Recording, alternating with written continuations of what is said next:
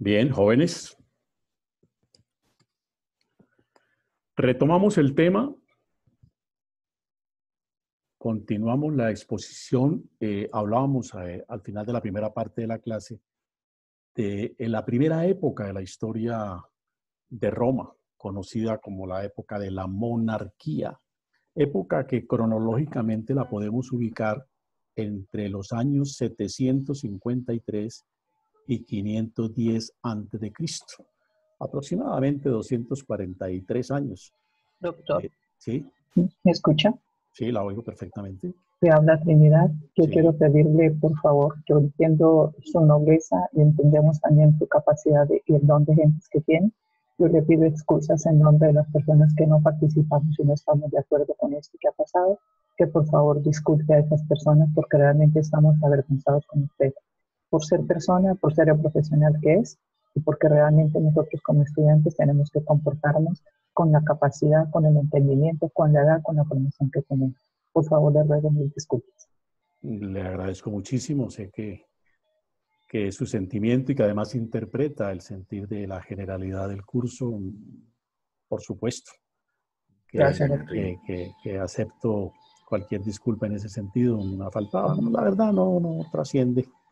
Sí, sabemos que no, pero sí No sentimos trasciende, nuestro deber moral. no tiene trascendencia. Yo sé que forma parte de la cultura de cierto sector de nuestra población expresarse en esos términos, por lo demás de manera injusta. Decía que ni me va ni me viene porque me afectarían en la eventualidad, en primer lugar, de saber que expresiones de ese orden vienen de personas con entidad, que tienen autoridad para formular agravios de ese tipo. Y en segundo lugar, cuando se hacen de frente, ¿no? Porque es que así, tanto en el anonimato, pues eso no trasciende. No nos detengamos más. El grupo puede tener la absoluta seguridad en su generalidad, entre otras cosas porque ni sé quién fue el que dice eso, ni me interesa averiguarlo, que para nada se afecta mi aprecio hacia todos ustedes y mi compromiso, por supuesto, de seguir participando en este proceso educativo con ustedes. Tengan la absoluta seguridad. Para nada mi estado de ánimo varía en ese sentido. Bueno, bien, decíamos que la primera época de la historia del derecho romano, de la historia de Roma en general, es la época de la República. Cronológicamente la ubicamos en los periodos o en las fechas que ya he indicado. Es una época que desde el punto de vista institucional tiene tres grandes características. En primer lugar, la figura del monarca, por supuesto. Si hablamos de la monarquía era porque existía un monarca. En segundo término, la existencia de un senado, que también se denominaba Consejo de Ancianos. Y en tercer lugar, la figura de los comicios, que era una especie de asamblea más con participación popular que tomaba algún tipo de decisiones. Es obvio que para entender la de la monarquía se refiere a un gobernante, a un rey, que tenía amplios poderes de tipo político, pero que además fundaba en su carácter de autoridad religiosa. Recuerden ustedes las teorías teocráticas de las que hemos hablado en clases anteriores. Eso, por supuesto, respaldaba, le daba una dimensión, una gran aceptación, una total justificación a la autoridad del gobernante, y por eso sus poderes eran a ratos un tanto ilimitados.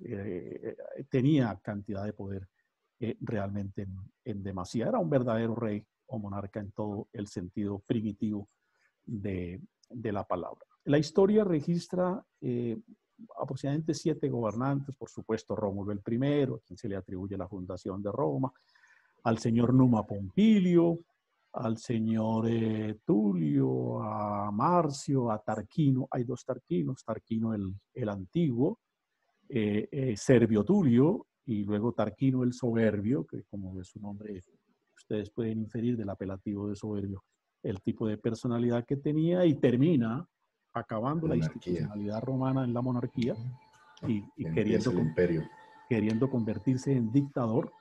Y en tanto se convierte en dictador, produce una sublevación de carácter político en la Roma de entonces, que termina por acabar con la fase de la monarquía, y Roma evoluciona hacia la segunda fase de su historia, que es la república. El Senado, ese consejo de ancianos que funciona en la monarquía, pues era un cuerpo de personas respetables, de personas con entidad, con alguna autoridad, digamos, social, seguramente económica, de viejos militares, de personas que tenían alguna ascendencia de carácter social. Y que actuaban no tanto como un cuerpo legislador en sentido propiamente dicho, sino más bien como un cuerpo consultivo del gobernante. Los gobernantes, para justificar, para legitimar ciertas decisiones, las consultan, y la consulta le da un respaldo, le da un cierto piso de legitimidad, y se apoyaban en esa especie de consejo de ancianos que digo llamaba, o la historia registra como Senado, pero que hay que particularizarlo o precisarlo, no era realmente un cuerpo legislativo en términos, era más un cuerpo de carácter consultivo y asesor. Cuando había vacancia en el trono, cuando por alguna circunstancia, digamos, muere el rey mientras asume el nuevo, qué sé yo, en tanto se presentaba vacancia, ese Senado ejercía la función de gobernante. Hace muy transitorios, periodos relativamente cortos. Y la última de las instituciones es la de los comicios, que decía hace un instante eran asambleas políticas conformadas por quienes tenían la condición de ciudadanos y que tomaban algunas decisiones, pero con una característica, particularmente eran las decisiones relativas a la regulación, a la fijación del régimen de organización y funcionamiento de las familias en la sociedad romana. Esa era una de las funciones principales de la llamada institución de los comicios, que tenía un cierto carácter democrático, digo, en cuanto formaban parte de ella los ciudadanos. No todos eran ciudadanos. Ustedes recuerdan que la época esclavista está caracterizada, y la época primitiva, por supuesto, por el reconocimiento de plenos derechos a un sector muy reducido de la población que se denomina en términos generales como ciudadano. Ciudadano es el que es titular de derechos de índole o de naturaleza política. Bien, esa era como la institucionalidad en la época de la monarquía. ¿Qué importa resaltar de aquí? Ilen lo que decía al comienzo de la clase en el día de hoy. A cada época histórica de Roma corresponde una característica de su derecho. Y la característica del derecho romano en esa primera fase de su historia, conocida como la monarquía, es que la fuente principal del derecho romano es la costumbre que proviene de sus antepasados, que es antiquísima, ¿no? Y esa es la sociedad romana se regenta en esa época de la monarquía fundamentalmente por normas de costumbre. La costumbre es la primera de las fuentes del derecho, ustedes lo saben, bueno, por su curso de introducción al derecho, seguramente si no han entrado todavía en ese tema, pues lo van a tratar. La costumbre es la primera de las fuentes del derecho. El derecho nace de la costumbre, son las prácticas sociales las que se van imponiendo como normas de aceptación y de riguroso cumplimiento o sometimiento en una sociedad, el peso de la costumbre. De una costumbre que por lo demás debe tener dos grandes características. Primero, que sea una práctica reiterada, ¿no? No es una costumbre de que en 10 minutos inventamos actuar de determinada manera. No, la costumbre es una característica que le es consustancial, que sea una práctica reiterada, permanente, dilatada en el tiempo, tenga una constancia, digamos, en el plano o en la línea del tiempo. Y ese sería como un elemento material. Y lo segundo, un elemento de tipo subjetivo o psicológico, es que cuando uno actúa frente a la costumbre y se comporta de determinada manera es porque reconoce que la costumbre es un elemento fundamental o esencial para la convivencia o para el orden, que la práctica, la aceptación, la acogida, el sometimiento a esa costumbre es necesario. Esos dos elementos son característicos de la costumbre como fuente del derecho. Pues bien, bajo esos presupuestos los romanos tuvieron siempre en esta época la costumbre como fuente de su derecho. ¿Qué quiero decir también con ello? No había en esa época de la monarquía un derecho codificado. No había un estatuto, no había un orden legislativo escrito, aunque algunos historiadores dicen que existió una codificación que se llamó el Ius Civili Papirianum, en homenaje seguramente a quien propuso o hizo la ley, un señor Papirio, ¿no? Pero de esa codificación realmente no se tiene mucha noticia, hay referencias, y sí llegó a existir, como lo han sostenido con algunas evidencias, pues es una legislación que no trascendió en la historia del derecho romano. Se acabó la monarquía y seguramente con esa legislación del Ius Civili Papirianum se acabó con la monarquía. Pero lo trascendente sí es que la costumbre, desde los tiempos iniciales de Roma, la costumbre, como lo es en todas las sociedades, la costumbre es la fuente principal, la fuente primera, la fuente del derecho. Hoy en día, para hacer algunas referencias a los tiempos de hoy y comparar con la costumbre, muchas de las disposiciones codificadas de lo que llamamos el derecho positivo o el derecho escrito no son cosa distinta que la consagración en norma de lo que son costumbres. ¿Sí? Buena parte de nuestro derecho legislado, de nuestro derecho escrito, de nuestro derecho positivo no son otra cosa distinta que la consagración en norma de lo que son viejas y antiquísimas costumbres, que dentro de una cultura jurídica nuestra de que solo lo escrito vale, pues lo hemos consagrado como norma. Pero si uno se pone a mirar detenidamente, repito, muchas de esas instituciones de hoy en día no son cosa distinta que Doctor, viejas disculpe la costumbres. interrupción. Sí. Níger está pidiendo que por favor lo acepte. A ver, ¿ya entró? En este momento acabo de ver lo que dice el WhatsApp. Doctor, qué pena. Buenos días. Buenos Además días. de Níger, hay otros compañeros que también están solicitando Pero salir a de ver, acceso. Hay varios. ¿quiénes Ya serán? le digo. Yo tengo con aquí usted. 29 compañeros participando, pero no veo que... Gracias, ya puedo ingresar, muchas gracias. Sí, tal Linda, vez a veces no sale la cámara, pero sí. Linda dice que no. ¿Ya? A ver, aquí María Isabel me está pidiendo, ya la he ingresado. No veo. Javier Díaz ya está. Álvaro. A ver, miremos. Ya salió Álvaro. Javier ¿Listo? Díaz. Aquí veo una lista extensa, pero no... Sí, Muchas gracias, ya logré ingresar. La verdad, sí, señor, ya lo vemos. yo lo que la pantalla me registra para permitirles el ingreso lo hago. No sé si sea una falla ya de la línea, del sistema, del internet, qué sé yo. Pero en lo que a mí toca, créanme que estoy permitiendo que todos ingresen. Y me faltaba que no. Tengo 30 participantes, ¿no? Entonces, Gracias, doctor. bueno, continuemos para redondar este Seguimos capítulo. con la costumbre.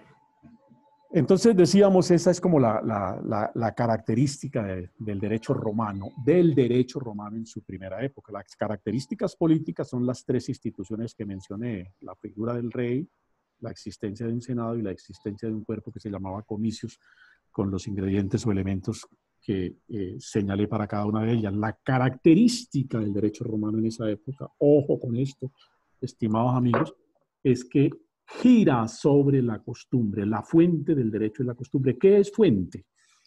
¿Qué es fuente? Hay que tener claro qué es ese concepto. Fuente es de donde emana algo, de donde brota algo, de donde sale algo, de donde surge algo.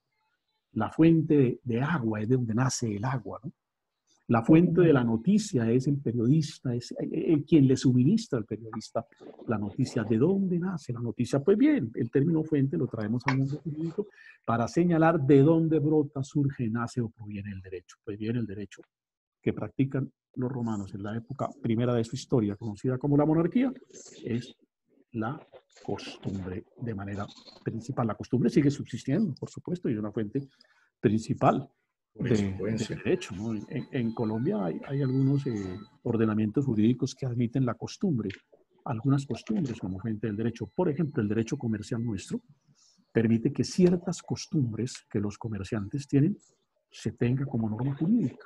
Los comerciantes, que son muy creativos, son muy recursivos, de una gran imaginación e ideación para formular relaciones comerciales, para pactar acuerdos, negocios, en fin, digo, son muy creativos y van imponiendo ciertas prácticas que se vuelven entre ellos costumbre, y así no estén codificadas en el Código de Comercio como prácticas comerciales, la ley admite que esas prácticas, esas costumbres, si tienen las características que he expresado, de perdurabilidad, de permanencia, y la característica de la aceptación como tal, pues la ley dice que esas prácticas comerciales de costumbre son tanto como si fuesen normas propiamente del derecho mercantil. Es tal vez el campo donde en Colombia más espacio tiene la costumbre como fuente de derecho. Bien, ¿hasta aquí alguna pregunta? Buenos días, sí, profe. Qué pena, hasta ahorita pude conectarme. Sí. Níger Perea. Profe, me decía que hablaba alcancé ahí medio entender lo de la costumbre como fuente fundamental del derecho romano, ¿era que decía? Sí, en la primera época. En la primera época del derecho romano, que es la que me estoy... la monarquía. Con la monarquía. A la época de la monarquía. Entonces, Correcto. si de sintetizar la idea se tratara es, la monarquía es la primera época del derecho romano. Va de los polos históricos o de las fechas que he señalado, 753 a 510, 509 a.C.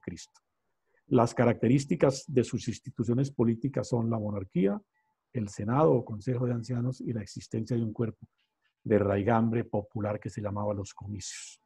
La característica desde el punto de vista de la historia del derecho es que la costumbre es la fuente principal del derecho y la sociedad se regenta, la sociedad organiza y desarrolla sus relaciones sobre normas provenientes de las costumbres que como pueblo practicó la sociedad romana.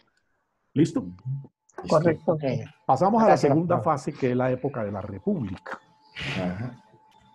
Después de la monarquía. Después de la monarquía viene la República. Hace un instante decía que el gobierno dictatorial que el señor Tarquino el Soberbio quiso imponer al interior de la sociedad romana llevó a que se produjeran, pues Roma de alguna manera, a pesar de que era un modelo monárquico, pues tenía algunas expresiones un tanto democráticas, el hecho de que existieran los comicios, el hecho de que ciertas decisiones tuviese que consultarlas el monarca con el Senado o con el Consejo de Ancianos, digamos que de alguna manera había ahí un tinte, algunas notas de cierta expresión democrática. Tarquino pretende acabar con todo eso, Tarquino el Segundo, Tarquino el Soberbio, y se vuelve dictador, y por supuesto, eso genera convulsiones políticas en Roma, seguramente adobadas con algunos factores de orden social que llevan a que se acabe la monarquía. Toman al gobernante, lo destituyen, lo destierran, pero además cambia el sistema y Roma adopta una forma de gobierno republicano. La época de oro. La primera gran época de oro. Y tal vez, comparto su opinión, por lo menos en el plano individual, considero que es la época grande de Roma, la época de la República, como sociedad política y como sociedad jurídica, aunque el Código de Justiniano es de la época imperial y es la obra jurídica trascendente. Pero, y lo digo porque pues, el imperio es la época de la grandeza de Roma como poderío militar, como dueña del mundo, pero como sociedad democrática, la República es tal vez la época más interesante de Roma. Va de los años 510, 509, cuando se acaba la monarquía, hasta el año 27 a.C. Tiene una característica, y eso es lo que dinamiza la República y es lo que la hace interesante, el permanente conflicto de tipo social entre dos grandes estamentos, entre dos grandes clases, entre dos grandes estratos o sectores sociales.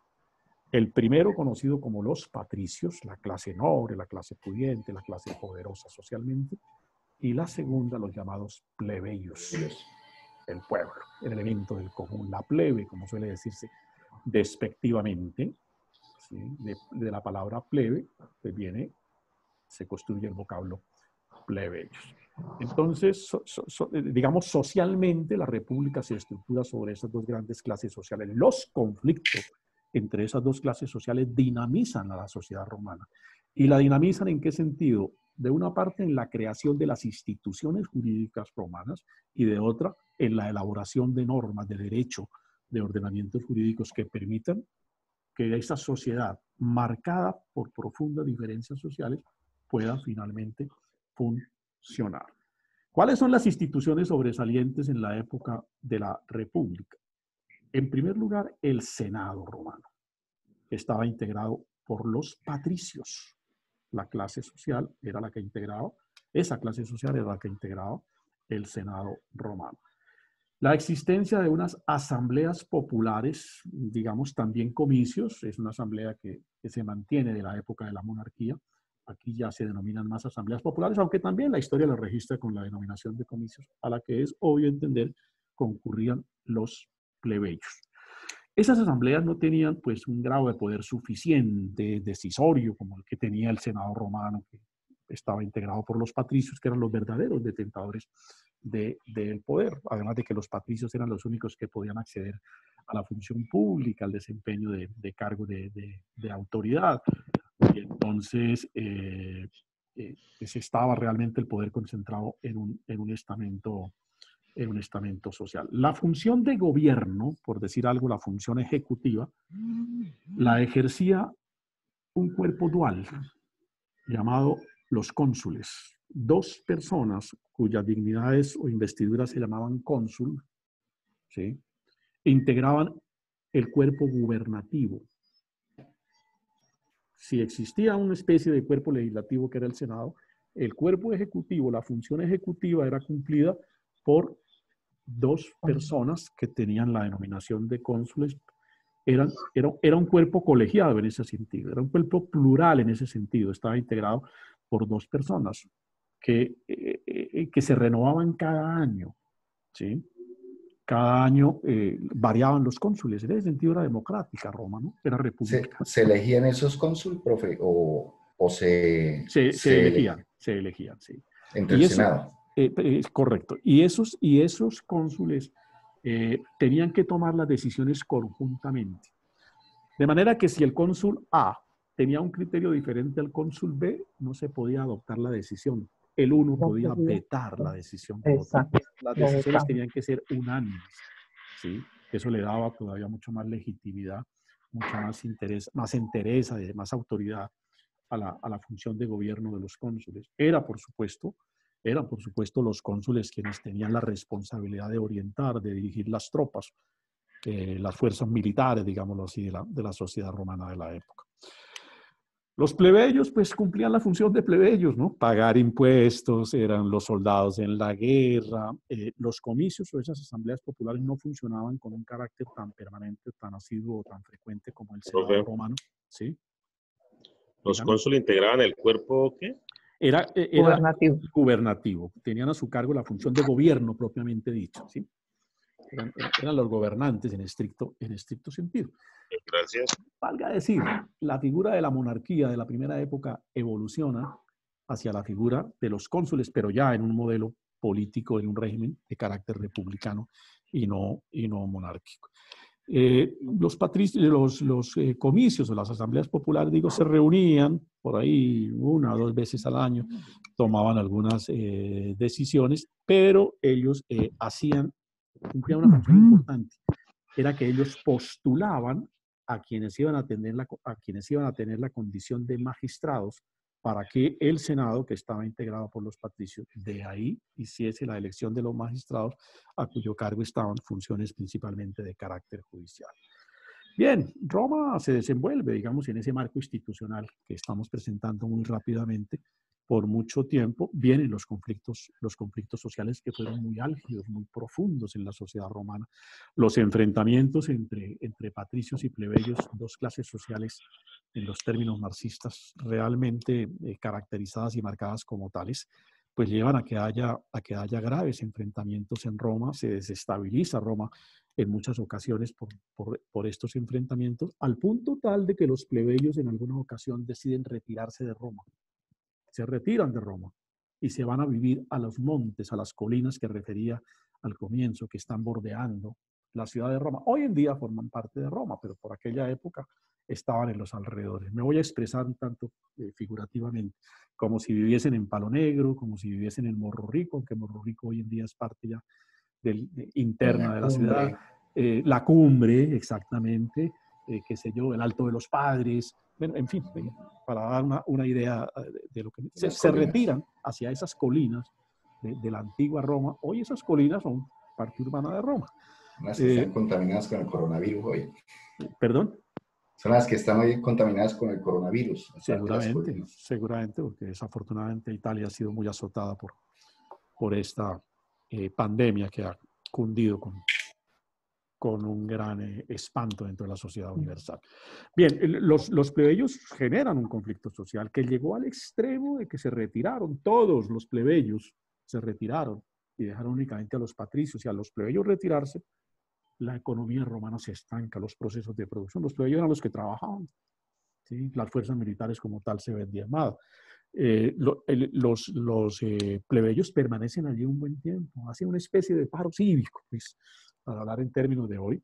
Se declaran en una especie de huelga, se retiran a las montañas, pretenden allí establecerse, configurar un nuevo poblado, pero finalmente los patricios tienen que ceder, buscan negociar y logran que los plebeyos regresen nuevamente a la Roma. Pero de ahí sale para los plebeyos, producto de las negociaciones y de los acuerdos de paz que celebraron patricios y plebeyos, surge la creación de una figura que se llamó tribunos de la plebe.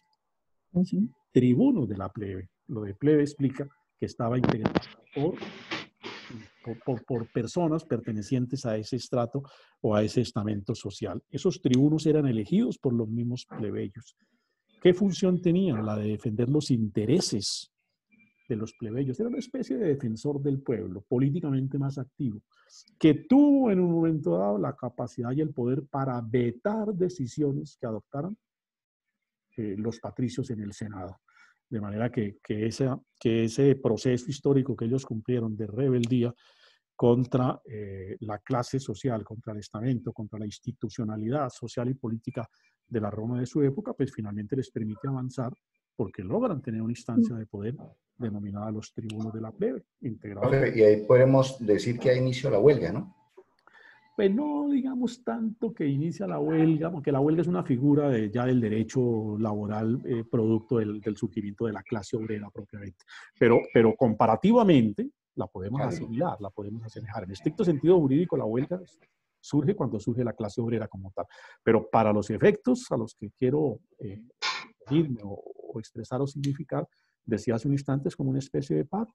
Nos vamos y obviamente no hubo quien trabajara, quien produjera, quien cultivara, quien cumpliera las funciones, digamos, básicas para que la sociedad funcionara. Y esa especie de paro, metafóricamente, de paro cívico, pues lleva a que los patricios finalmente tengan que ceder y permitir un acuerdo y una negociación con los plebeyos que culmina con la creación de una instancia de poder que es fundamental en la sociedad romana.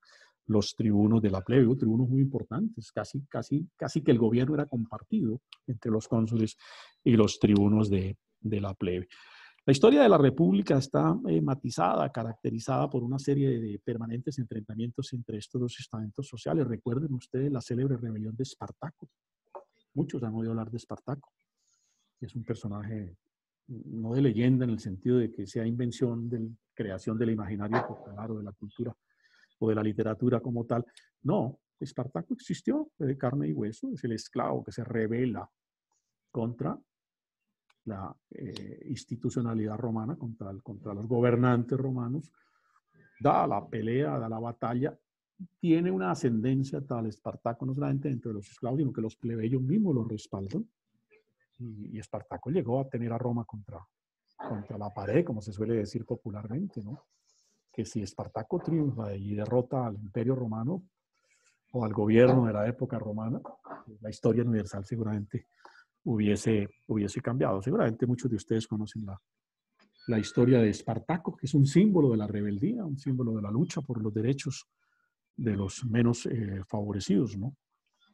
Espartaco, que finalmente muere, pierde la batalla contra las tropas romanas, pero por lo menos logró una consigna, ¿no? Que fue permitir que cuando él muere, cuando Espartaco pierde la última batalla y es apresado, condenado a muerte, a morir como en efecto aconteció, crucificado por las cruces que extendían en lo que se llamaba la Vía Apia en Roma. Es una calle que hoy en día existe como tal, por ahí cerca de donde está el Coliseo romano. Espartaco es condenado a morir crucificado y él, por supuesto, no tiene nada más que hacer sino que aceptar y someterse a la condena, pero él sí le hace saber al Imperio Romano que le concedan una última gracia, ¿no? Y es que su hijo, su esposa estaba embarazada, cuando nazca lo reconozcan como persona libre. El imperio le respetó esa condición. Crucificó, sacrificó a Espartaco porque tenían que poner un símbolo de escarnio a todos los que pretendieran rebelarse contra la autoridad del imperio, pero le respetó esa condición y el hijo de Espartaco en ese orden de ideas fue perfectamente libre. ¿Cómo es el derecho romano en la época republicana? Que es lo que nos interesa fundamentalmente resaltar. Bueno, la costumbre sigue teniendo, digamos, una gran importancia en la vida romana, en el mundo jurídico romano, pero ya van apareciendo en la República nuevas fuentes de derecho. La primera de esas fuentes que aparece es la ley.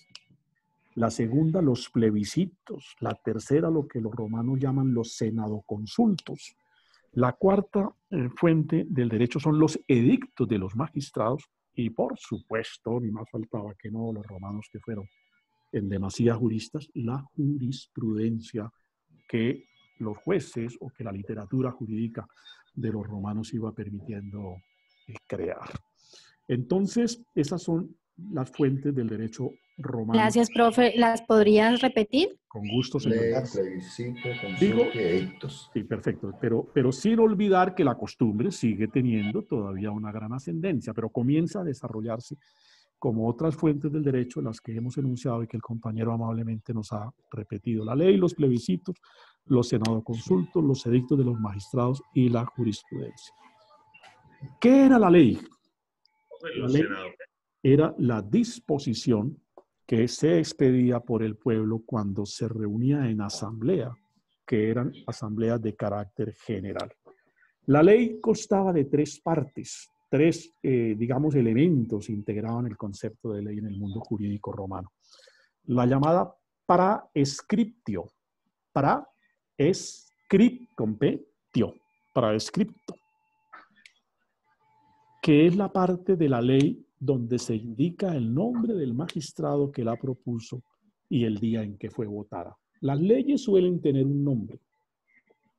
Hoy en día eso lo practicamos. Si ustedes miran el artículo 169 de la Constitución Nacional, ahí se determina que las leyes deben tener un título. El título de las leyes deberá corresponder precisamente a su contenido, dice la Constitución nuestra en el artículo 169. Esa norma es un rezago del derecho romano que acostumbró a bautizar, a denominar para identificar las distintas leyes dentro de un universo jurídico que por lo demás era muy amplio, ¿no?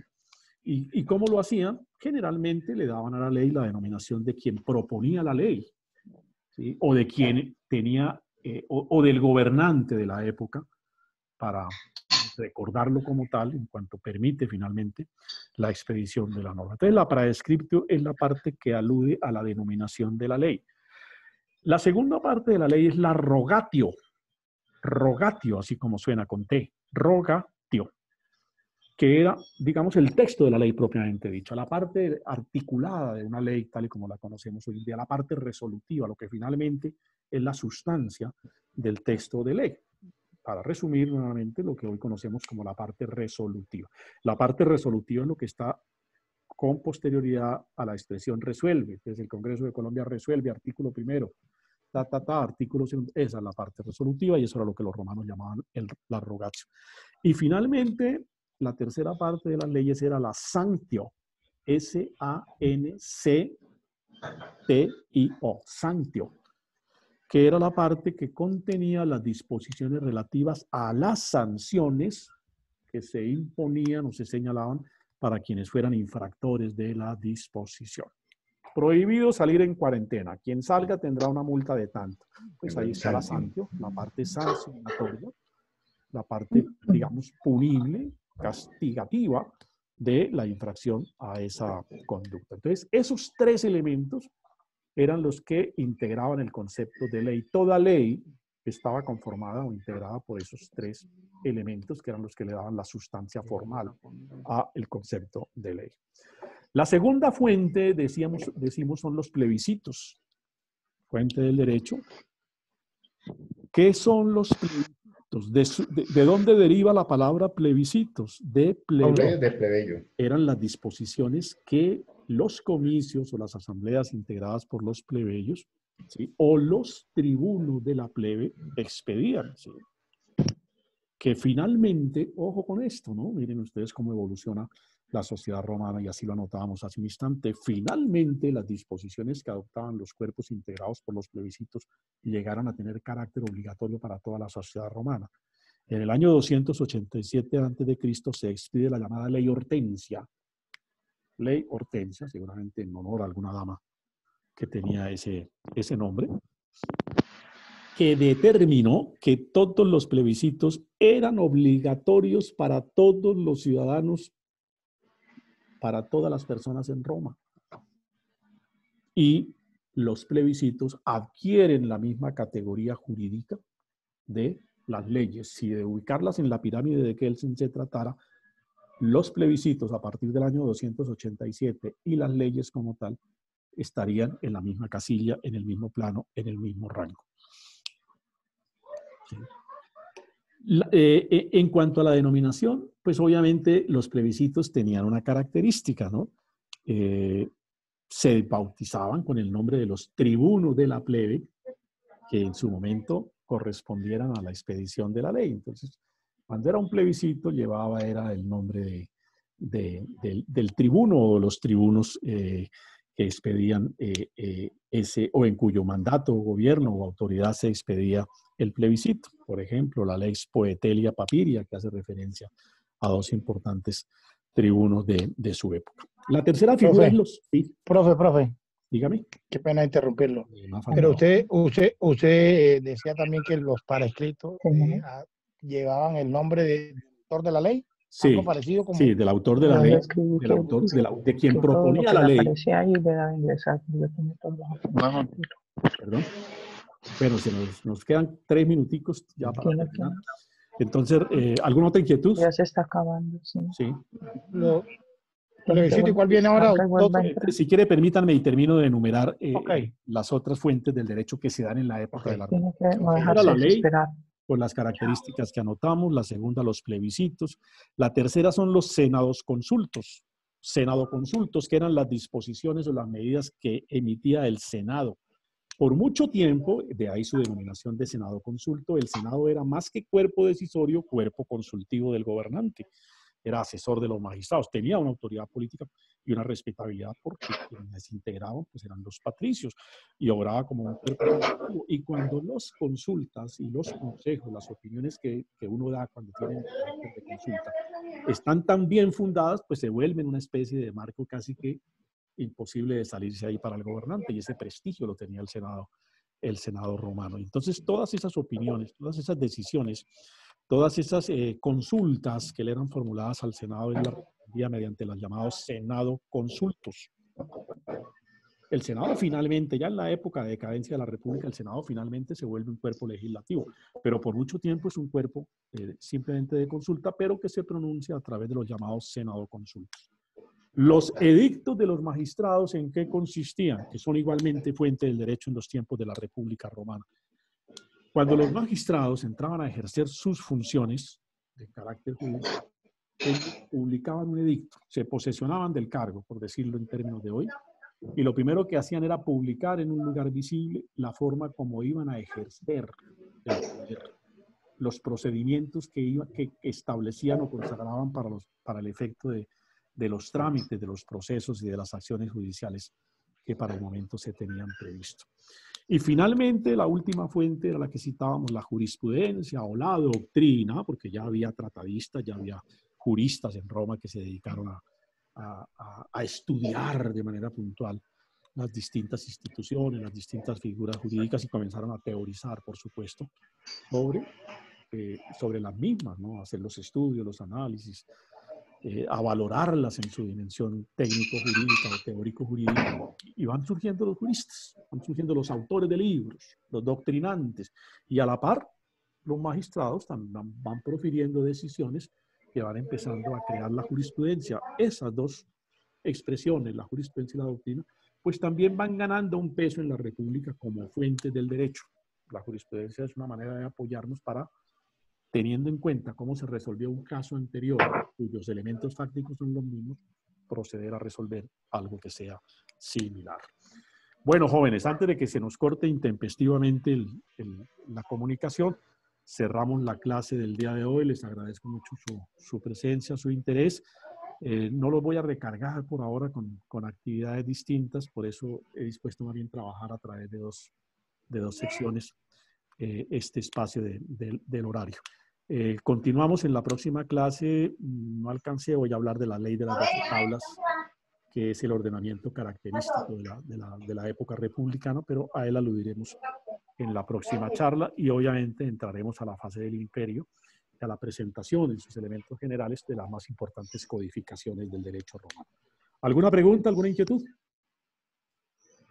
Sí, profe, sobre los edictos, son publicaciones que... Sí, los edictos de los magistrados eran las publicaciones que quienes tenían la condición de magistrados hacían en el momento en que asumían el cargo.